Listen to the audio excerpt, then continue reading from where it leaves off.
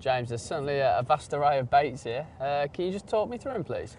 Yeah, sure. I mean, basically we've got our natural baits, a good old humble maggot in different colours. Different colours can help catch different fish and are good in different conditions. We've got casters, which is the chrysalis of the maggot. Very good for bigger fish and also as a particle to hold fish in your peg. Fish love casters. And then the good old reliable worms.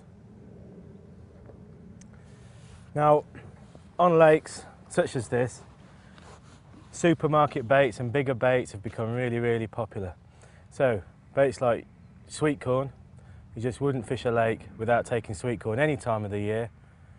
Luncheon meat, obviously cut into different size cubes, can be very, very effective, especially for carp. And now the modern baits, such as these soft pellets, which can be used on the hook, and paste that can be used in conjunction with different pellets and different styles of fishing on modern lakes. Very, very successful. And then finally the actual pellets. So there's a multitude of different sizes, from micro pellets up to size 20mm pellets, in this case 6mm, and these are halibut pellets. Very, very rich in fish oil and nutrients, and they're very, very successful when lake fishing.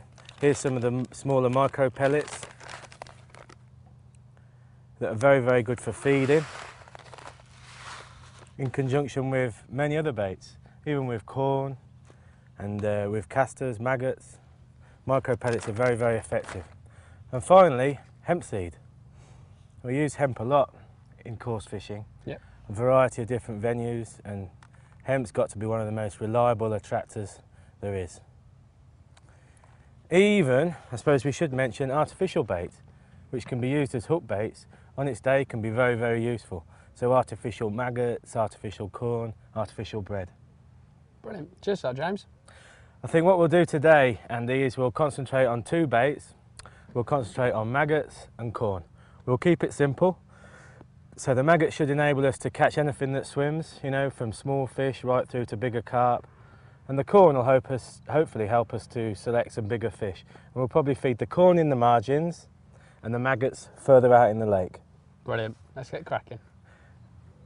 So then, James, you showed me the bait, but how the hell do you get that on the hook? Okay, well, we'll start with a maggot. Now, you'll notice that the maggot has got a fat, sort of flat blunt end and a pointy end. And we're going to hook the maggot in the rear, in that flat end.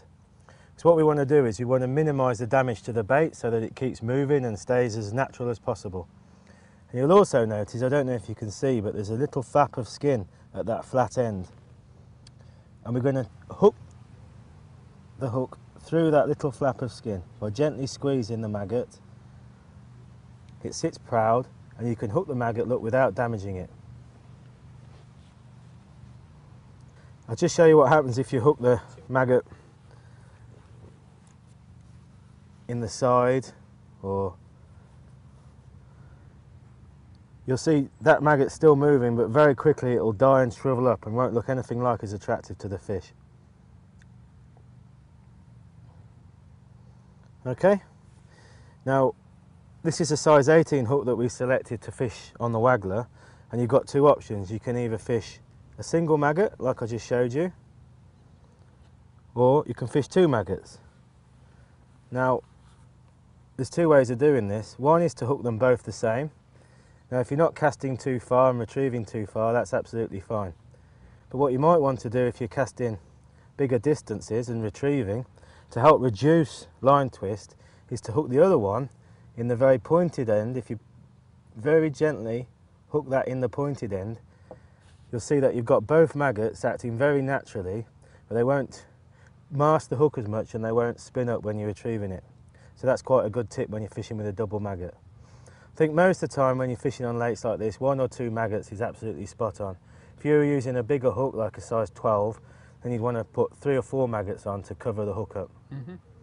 But we'll stick to an 18 to start with, and I think we'll try a single maggot. Brilliant. So then, James, you showed me how to hook the maggot onto the hook. Can you show me how to do the sweet corn, mate?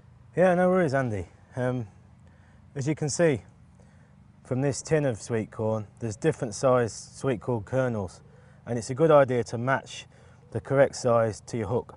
In this case, I'm using a size 14, so I'm going to select a nice, juicy, medium-sized piece.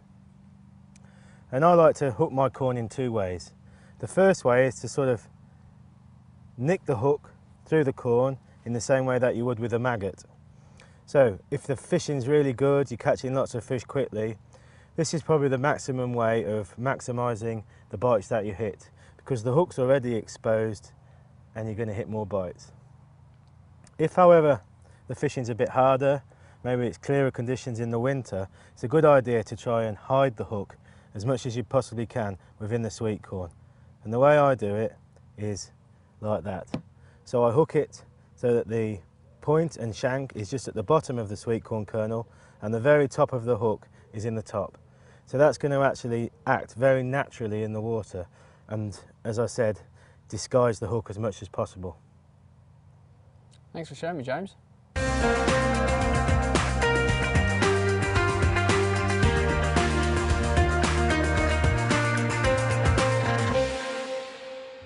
Now I'm hooked on fishing.